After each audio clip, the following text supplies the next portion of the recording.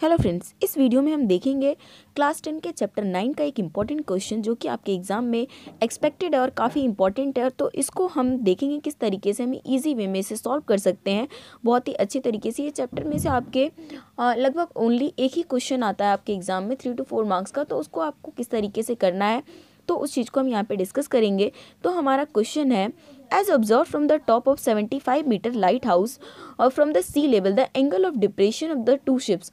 इन्होंने कहा कि सी में दो शिप्स हैं जिसको 75 मीटर लाइट हाउस पे देखने के बाद जब ऑब्जर्व किया जाता है तो पहले 30 डिग्री बनता है और बाद में 45 डिग्री बनता है। क्यों? क्योंकि शिप आगे यहाँ पे एग्जैक्टली टू शिप्स है, तो दैट्स वाई कि एक के साथ तो 30 डिग्री है और दूसरे के साथ 45 डिग्री है। If one ship is exactly behind the other, इन्होंने क्या कहा है कि जो एक शिप है वो दूसरे के एग्जैक्टली बिहाइंड है on the same side of the lighthouse, और वो लाइट हाउस की सेम साइड पे है, then the find the distance between two ships. तो हमें ये पता करना है कि दोनों शिप्स के बीच में का डिस्टेंस कितना होगा। तो इस तरीके से सबसे पहले आपको ड्रॉ करना है आपको पूरी फिगर अच्छी तरीके से, किस तरीके से आपका ये तो आपका हो गया लाइट हाउस जिसकी इन्होंने हमें दिया हुआ था कि इसकी लेंथ है 75 मीटर और ये हमारी एक शिप है और ये दूसरी शिप है और इन दोनों के बीच में जो डिस्टेंस है इसको ही हमें फाइंड आउट करना है। इन्होंने एंगल हमें बता ही दिया था कि 30 और 45 डिग्री का है। तो इस तरीके से हम तो वैसे भी लाइट हाउस के ऊपर से देखा जाएगा तो यहाँ पर ये 30 डिग्री का बनेगा और दूसरा शिप 45 डिग्री का बनेगा।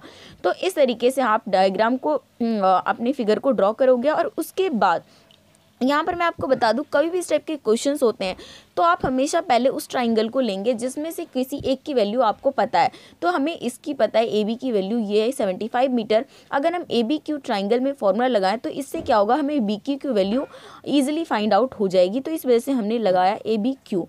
अब आपको पता है कि हमें एक ऐसा फॉर्मूला लगाना है जिसमें आपका परपेंडिकुलर हो और साथ में आपका बेस हो। तो अगर आपने ये फॉर्मूला याद किया होगा, इस तरीके से ट्रिक बोलते हैं, पंडित बद्री प्रसाद हर हर बोले। तो यहाँ पर आपका परपेंडिकुलर अपॉन में बेस tan थीटा का फॉर्मूला है, तो इसलिए हमारा हो गया A B upon B Q. जहाँ पर हमें ए बी की मतलब 75 और बी क्यू हमें नहीं पता था, तो बी क्यू और क्यू की 1045 की जो वैल्यू होती है इसके लिए आपको टेबल याद होना बहुत ज़रूरी है। कम से कम कुछ नहीं तो 10 की सारी वैल्यूज़ तो आपको पता ही होना चाहिए। तो बी क्यू हमारा निकल के आ गया 75 मीटर।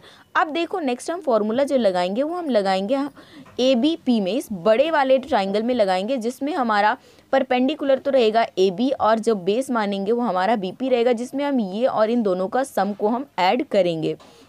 तो उसी तरीके से हमने फॉर्मूला लगा लिया 1030 is equal to A B upon में बी पी, और बी पी को तोड़ कर लिखें तो बी क्यू प्लस में क्यू पी।